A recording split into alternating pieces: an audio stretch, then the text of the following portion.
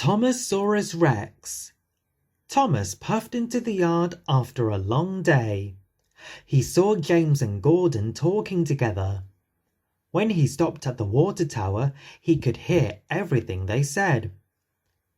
"I am too important to pull such an ancient load," said Gordon.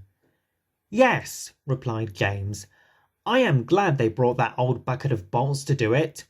The engines here are all too fine." "I am surprised he can do anything.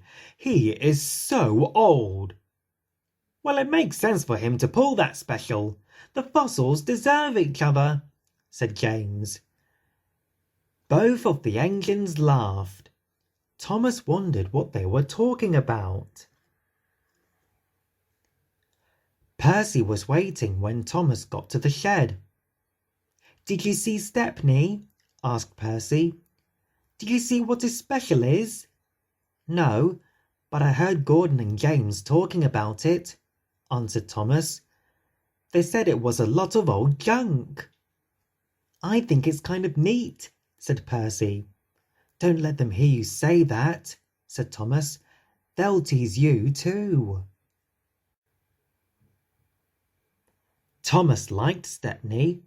Stepney was one of the oldest engines on the whole island of Sodor. He had seen a lot and had interesting stories to tell. Thomas's favorite story was about the Fat Controller as a little boy. One beautiful day, little Topham Hatt was out for a carriage ride with his grandfather. The horse was dashing through the countryside. Grandfather Hatt saw a rut in the road, but it was too late to swerve. Crack! The carriage's axle was broken and the horse ran off. Luckily, no one was hurt, but they were a long way from home. Just then, Stepney, a brand new engine, came chugging by. He was pulling a load of coal, so he didn't have any passenger coaches. There was only one thing to do. Topham Hatt and his grandfather crawled up on top of the pile of coal, and off they went. When they got to town, little Topham Hatt was covered head to toe in coal dust. He was very dirty, and so was Grandfather, so Mother couldn't be cross. They both laughed and even had their picture taken. Thomas always liked that story, and Percy liked that too. It made them laugh to think that the Fat Controller was ever that dirty. The next morning, Thomas went looking for Stepney. "Good morning, Stepney," said Thomas politely. "Well, hello, Thomas," said Stepney with a smile. "What do you think of my special?" Thomas looked at the rock with some bones in it, and at the old chest. He didn't want to hurt Stepney's feelings. "It sure looks old," he stammered. "It's the oldest thing I have ever pulled," laughed Stepney. "It makes me feel young. The chest is full of gems from Rolf's castle in the days of knights. This fossil is from the age of dinosaurs. It is going to be part of the museum fair at Tidmouth. And so am I, because I am so old," he added proudly. Thomas thought the things seemed pretty interesting, but he remembered Gordon and James saying they were junk. Thomas didn't know what to think. Just then, the Fat Controller came to see the engines. "Stepney and his special must go to Tidmouth for the museum show," he said. "But the hill to Tidmouth may be too steep for Stepney with that valuable special, so someone will need to help push from behind." "Push? I would not push a special of solid gold," said Gordon, "let alone that pile of old junk. I only pull specials, and important ones at that. I don't think we should have to pull that special, sir, said James. Thomas did not want the others to tease him, but he saw that Stepney looked sad, that no one wanted to help him. I will push Stepney's special, he quietly volunteered.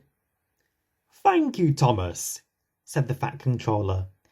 I appreciate it when engines prove that they are really useful. And then he gave Gordon a stern look. Gordon puffed, and James gave a cheeky chuckle. Better him than us, he said. Thomas pushed the special out of the yard.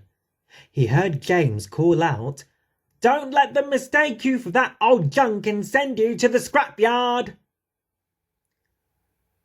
All the way to Tidmouth, Thomas worried about what everyone would say about his old special. He knew the children liked him, but would they think he was just an old fossil when he arrived with his old junk?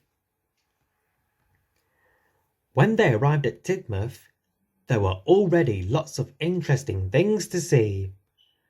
There was a butterfly tent, a petting zoo, and a frog exhibit.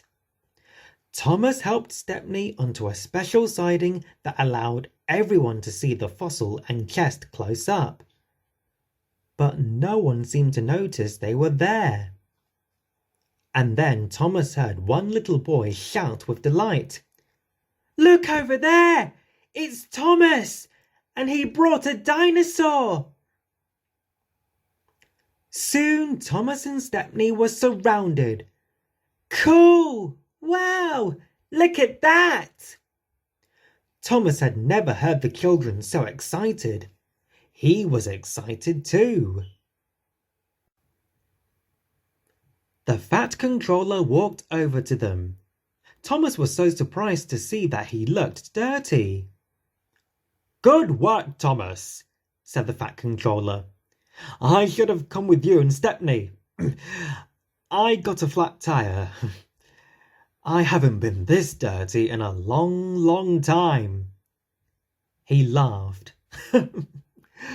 "Do you remember that day on the coal truck, Stepney?" "I sure do," chuckled Stepney. "You were a happy little boy, sir, just like these children. They will never forget this day." "And neither will I," added the Fat Controller. Just then, a man with a camera walked up. He said, "Everyone smile and say steamy!" Flash!